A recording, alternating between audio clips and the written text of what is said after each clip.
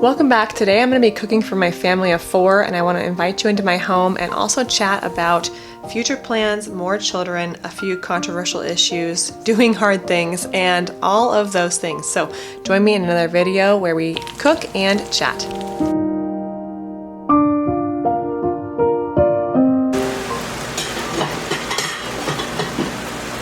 It is a rainy day at the homestead.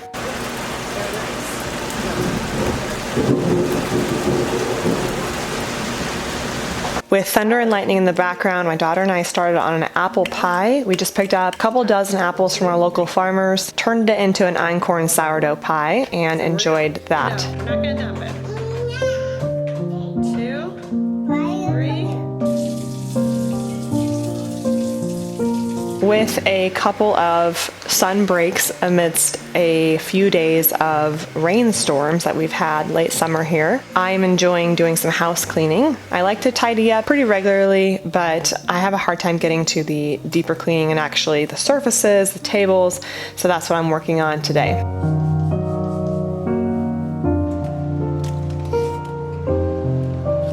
I'm going to talk a little bit about making big decisions when you are in a new chapter of life, whether that be motherhood or attending school or whatever the new phase, next phase of life is for you. I find myself always thinking about that when the seasons change, looking at a new season ahead, kind of thinking about what season of life am I going into. One change we've had is our daughter is now in a twin size bed. So we found this really cute bed frame on Facebook Marketplace.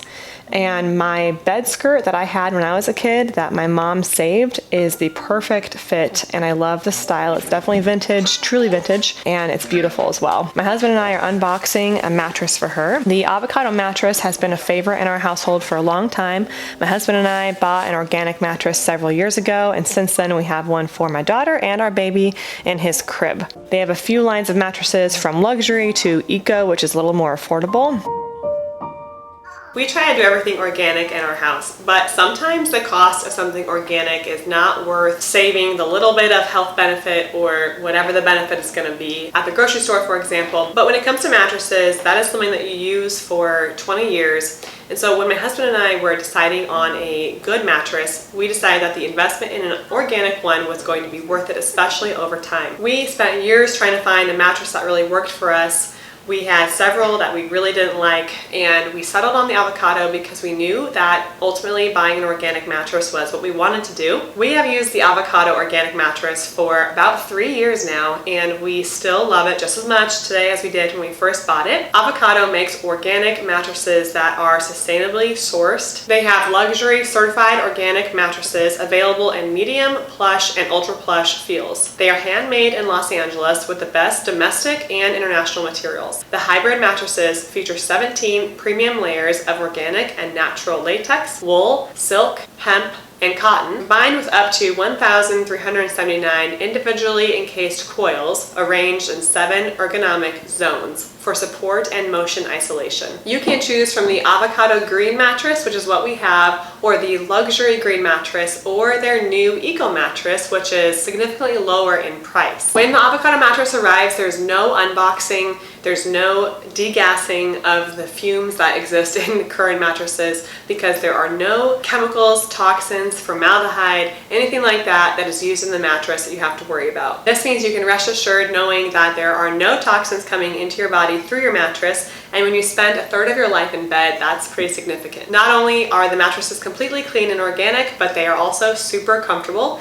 I am a side sleeper and my husband is a tummy sleeper, and we both really enjoy this mattress. And our kids do as well. Avocado is extending their Labor Day sale to September 9th, where you can save up to $1,500 on all mattresses with the biggest savings on their luxury organic mattress. Use my link below to shop the avocado organic mattress sale and experience the healthy and luxurious night's sleep from an avocado organic mattress. I'm going to talk about phases of life and entering new things that you're doing, whether it's just a new season, thinking about new goals, or a completely large season of life like raising children or starting a career or attending school. I find that when you go into these phases of life, it's important to think about a plan and what you want to do and how you're going to approach it. It's good to have some opinions. It's also good to be flexible and know that things are going to change. When we first moved to this farming community, one of the decisions I made while I am making a triple batch of sourdough bread products, I'm doing a sourdough loaf, a sourdough sandwich bread, and then sourdough English muffins. I am thinking back to before I even knew how to do sourdough, about 10 years ago when I was living in the city, and I was still perfecting how to roast a whole chicken and how to prepare vegetables in the most basic way. At that time, I thought it was kind of risky to even be cooking every meal from scratch. I lived by myself in an apartment, and I remember thinking, why am I roasting a whole chicken right now when I'm the only one eating it? And I would save the leftovers for myself or another day. Nowadays, that roasting a chicken mentality is non-existent, of course, because I do that all the time. About 6 or 7 years ago, when I first started sourdough, I remember thinking that I was like a magician, that I could make bread rise on my own, because I never knew that was even possible. I thought all bread had yeast. I didn't understand what sourdough even was. If someone asked me my favorite kind of bread, I would have said sourdough because I like the sour taste, but I didn't know that that came from a sourdough culture and sourdough starter. I could not have explained that to you. And yet, at this point, sourdough is not scary to me either. There's also a few other decisions I made since that point, such as raw milk. I never thought I would ever drink raw milk, and about 7 years ago, I had my first glass of raw milk. I remember buying it from the store, and there was a warning label on it saying this can cause health effects if there's bacteria in it. And I remember feeling so risky. And I think I was picking up the gallon of raw milk, and I probably covered it with my hands as I was walking to the checkout because I just felt like I was doing something dangerous. And when I took it home, I remember taking the smallest sip of all time and then not touching it for another day just to see if I got sick. And that's so funny to me now because I drank it all throughout my last pregnancy and my kids have had it. And I'm not trying to say that risks don't exist for a reason, because they do. I think a lot of this has to do with the food preparation. I know I was just in a Costco Facebook group, and this might feel controversial. I'm sorry for those of you who love Costco, and we use Costco as well, but I'm a part of a Costco Facebook group and I like to see what people post there. And they were posting this thing about this chicken breast that was a raw chicken breast, and it was stringy and spaghetti-like, and I guess it's called spaghetti meat, and it happens when the chicken is harvested too early and they don't have a chance to develop their muscle, and it's a disorder of their muscle. And I thought that is just so terrible. Not only does it look terrible and I don't want to eat that, but how is it good for us to eat meat that has a dysfunction in it because it wasn't properly raised? I think that is way more risky than doing something like drinking raw milk. Taking a quick break to make some homemade chapstick. I never realized how easy it would be to take care of myself and my family's needs with just a few basic ingredients. But this one is going to be really fun because this is going to be a fall pumpkin spice chapstick. Whenever I make chapstick, I try to make a big batch so it lasts me a really long time. And this is going to last me throughout the fall season. So I'm combining beeswax and jojoba oil, and then I'm adding maple syrup and cinnamon and letting that melt on the stove. Pouring this was not the easiest thing with that glass. I should have used a spout, so you're gonna see me spill a lot, but this turned out so well. I've been using this ever since, and it tastes so good. It is like fall on your lips whenever you put it on. So I plan to post this on my blog, theduvallhomestead.com, and I will try to link it below when the blog post is ready.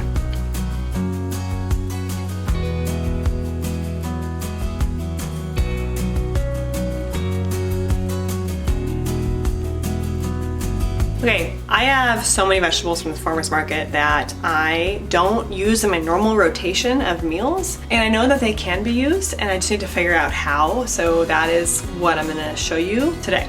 So specifically, I have a lot of cabbage, I have fennel, green onions, and cucumber. All of these vegetables are foods that I like to eat occasionally in little amounts, but I found myself with so much of it that I am overwhelmed. So whenever that happens, I just take one at a time and I look it up. So I just go on the computer and say cabbage recipes.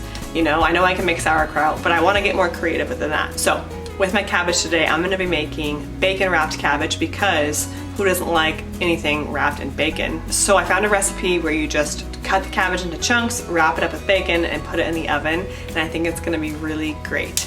I'm also gonna sprinkle some of my fennel around there because that's about to go bad, and I know people like fennel. We're having 6 people eating tonight, so I'm not afraid to just throw a whole bunch of food together. My main dish is gonna be a spaghetti with meat sauce. That'll be really easy. And I will also steam some broccoli that's gonna go bad as well on the stove. Like I said, we're gonna have people over, so there's gonna be people coming in and out of the camera in just a little bit, so I'm probably just gonna show you the cabbage recipe with the bacon. I don't know if I will get a shot of the rest of the meal that went with that. We'll see. Almost forgot. I'm gonna be making a cucumber tomato salad. So I do have some lettuce, and I have the cucumber, and I have a lot of tomatoes. So I'm gonna be throwing that together, and I'll show that part as well. So I ended up getting a lot more of this on film than I anticipated, but basically I cut up that cabbage. I'm gonna wrap it with bacon in just a second. I also add the rest of the cabbage to the salad bowl, cut up some of the fennel, and I sprinkled the fennel throughout the cabbage so that it too could cook in the bacon juices. Now I also drizzled it with avocado oil because I wasn't sure how well it would cook with just the bacon, but in hindsight, the bacon did have a lot of grease and juices and fat that came off of it, so probably didn't need to do that, but it was delicious either way. Now the bacon wrapped cabbage was absolutely incredible, and we've done this several times since I have filmed this video. What's so special about this recipe is that it's just 2 ingredients. It's just cabbage and bacon, and I also sprinkled pepper, so I guess you could call that a 3rd ingredient. And the bacon fat just comes off the bacon and cooks the cabbage and gets all over the pan, and it's so good. And the cabbage tastes like sauerkraut. It's like a German flavored baked cabbage, and it's really, really good. I have so many vegetables that I'm also gonna throw in some tomatoes and cucumber for the salad, add some kale leaves, and that'll be good to go. Pulling the cabbage out of the oven now, and on the stove I have simmering some ground meat and some sausage. I had about a half a jar of pasta sauce in my fridge, so I poured that in, and then to supplement I added some fresh tomatoes and a little bit of bone broth. I think I probably added some salt and garlic powder too, just to make a really quick homemade pasta sauce, and some basil leaves, and it was just so delicious. My mom is a blogger over at lemongrovelane.com, and she made this fabulous cake, and I just had to get a picture of us slicing it up because it was so good. Change of season always gets me thinking about what we want to do for our next steps. I think about our family. I would love to be blessed with more children. I also would love to be blessed with more land one day. We are a growing family, and I see all of that happening. Sometimes I feel like I only see the end point and I don't always know the steps to get there, but I've always figured out the steps to get there. It's just a matter of being patient and trusting when the opportunity comes your way.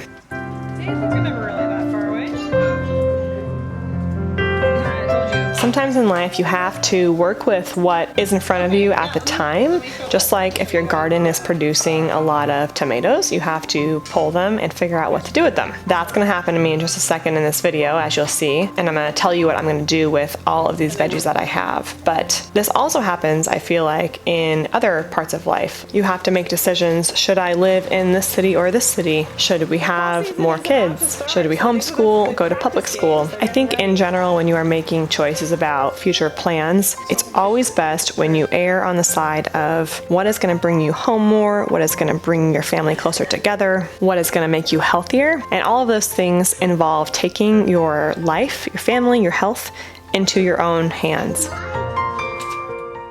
Yours is in here. Next, I'm going to make homemade corn tortilla chips with popcorn.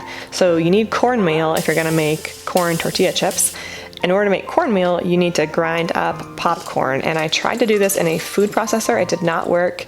Then I switched to my coffee grinder, and that did work really well. So I'm mixing sourdough starter einkorn flour, cornmeal, olive oil, seasonings, and making basically a dough. I'm gonna let that sit in the fridge for lunch today with the corn chips. Like I said, this was a rainy day, so we're just staying inside and enjoying cooking. My daughter likes to help me with that, and it's fun to do that, especially on a rainy day. I'm adding a bunch of peppers and tomatoes.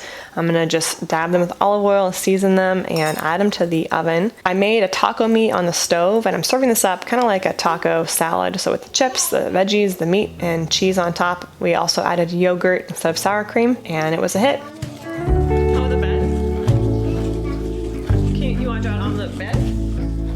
This is just my opinion, and maybe it's controversial. The more I spend my time at home serving my family, eating our food, the better results we get. And that's why I'm not necessarily afraid to have more kids. I'm not afraid to homeschool. I think that's a little bit controversial in my generation. A lot of people are very like, we want 2 kids and then we're done. Or I could never homeschool because I can't even stand being home with my 2 kids as it is. How could I even add that on? Or when it comes to your health, maybe it's the mentality of, I don't feel well, so I'm gonna go to the doctor and get a drug to fix it. And I think the mentality of constantly relying on other people to raise your kids or to fix your health, those are not long-term solutions. Those are bandages. And there's nothing wrong, for the record, with, sending your kid to daycare so you can go to work. I'm not saying that that's a bad thing. I'm talking about the decisions that you can make and the goals you can set for yourself long-term. Sometimes it requires short-term sacrifices. Sometimes maybe it does require a daycare for a while you can work and figure out a different situation so you can be home. And hey, if that's not something that you want to do, or if you've already got a good situation, then more power to you. I'm just talking about the kind of planning that we like to do for our family. I think about kids and how so many people I know are just so done with kids when they have had 1 or 2. And that's hard for me because I just feel like the fun begins when they turn, 2 and 3 years old, and it goes by so fast that I feel like I can't be done. I feel like it's really hard to close that door after 2 kids because the fun is just beginning. It's like someone made a cake and then they give you a bite of the frosting and they say you're done. And you're like, well, wait a second. Like, I didn't hardly even got to enjoy that. So I don't know. I feel like kids are constantly bringing blessings to you, and they will continue to bring blessings to you your entire life. What better investment is that? I mean, that's like investing in like a nice stock that just keeps paying dividends like your entire life. And I'm not saying kids are always easy, but it's not like you're putting in hard work and then it's just going away. You're putting in hard work for something that's going to stick around and be there for the rest of your life. And then when it comes to the health arena, it's the same thing. Taking the time to learn about high quality food and how to cook it, learning how to have a natural medicine cabinet. What do you do when you have a cold, a cough, a fever, something like that? How do you take care of that? If you're not equipped to take care of that in your own home, you're going to be heavily reliant on medication, antibiotics, and doctors. And for the record, there are instances when antibiotics are necessary, but there's also a lot of natural antibiotic like garlic and tea tree oil. Those things can be used to treat issues having to do with bacteria. We have done it in our house many times and have stayed away from antibiotics for many, many years. But it's important to be prepared. When you are sick in that moment, that's not the time to learn about natural medicine. You're just going to reach for whatever is in your cabinet that's going to make you feel better. So taking the time to buy books, learn about that, and stock up so that you are prepared is the best thing that you can do. I think it's important whenever you are looking ahead at something to remember that going from point A to point Z is going to look different when you pass every letter in this metaphor. So for example, going from A to B looks different than from B to C, looks different from C to D. And in most cases, when you're doing something in life that is worth it and challenging but rewarding, that first step, that A to B, is usually the hardest. And then you've done A to B, so now you can do B to C because you've already done A to B, and so you have a little bit of an easier perspective on that. For example, let's say you're looking at going to college and for 4 years or something. At least for me, that freshman year was the hardest because it was college classes, new kids, big university, at least that's what I did. And so that was really challenging. But then I got to know what that was like, and then the second year, I already knew what to expect. But then the second year, the classes got a little bit harder, but the whole college environment was easier for me. And then the third year, it was the same thing. And by the fourth year, I was really good at going to college, and the classes were super hard. And I looked back on the freshman year, and I remember thinking, that was so easy. Why did I think that was so hard? And I'm realizing that the same thing goes for having kids, for example. You have that first baby and it seems so hard because being a parent and the whole having a baby is new to you. And there's certain tricks and trades and experiences and just hacks that as a parent. You know what to do with a baby once you've had a couple babies. And anyone with a couple kids would be better with a baby than someone with just one baby because they've just done it multiple times before. And then when you have a second kid, your newborn newborn baby seems so easy because you've done it before and you know how to do that. But then you're going through hard times with your toddler because you've never had a toddler before. So every new toddler stage is new to you too. And so when you look down the road, it's important to remember that you're going to get better as time goes on. Your current circumstances right now and the difficulties you have right now are not going to be the same difficulties that you have later on. It's encouraging to know that things do get easier. They also get harder, but you get better at dealing with hard things. I'm seeing that a lot now being a parent when you have kids, because you're trying to teach them, hey, this is hard, but you're not good at dealing with hard things yet. And so you're gonna get better at dealing with something hard. And the more I think you can harness the idea of, I can do hard things and I'm good at dealing with hard things, if you can have that emotional control and that calmness about you in life, you're gonna get really, really far. It's the kind of mentality where you panic in the moment, or think the world is ending, or I can't do this, it's not going to be okay. Those are the kinds of attitudes that are not going to work, and you're going to end up quitting, which quitting is the only way to failure, in my opinion. If you're looking at life and you want to do something, the only way you're going to fail is if you stop. If you are calm enough and positive enough to keep going, you will be successful. Don't get me wrong, I'm not saying that you should be a perfect person. Everyone might have their moments where you need to take a break. That's okay too. But having the emotional stability and calmness to keep going in whatever circumstance you're in life is so important.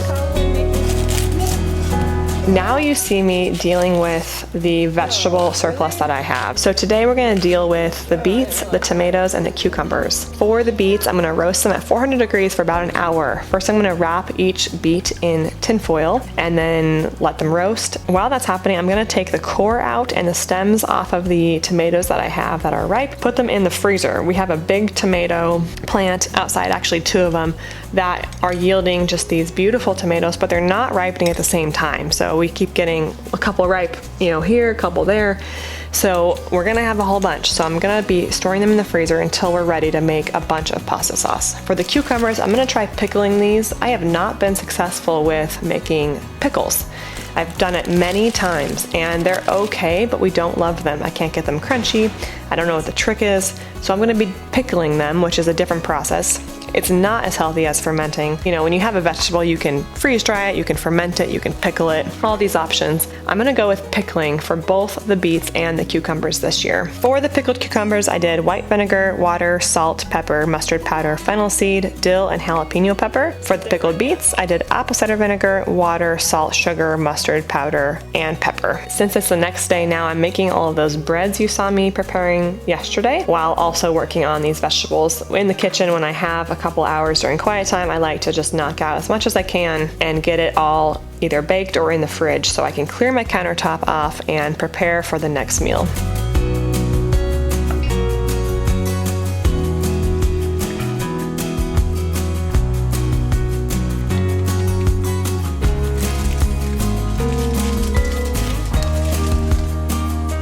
Thank you for joining me for this video. I hope I gave you some inspiration and encouragement on thinking about new seasons and next chapters. If you're brand new to my page, please hit that subscribe button. Every week I post a new video just like this. Don't forget to use my link below to shop the avocado organic mattress sale. Thanks so much for stopping by the Duvall Homestead.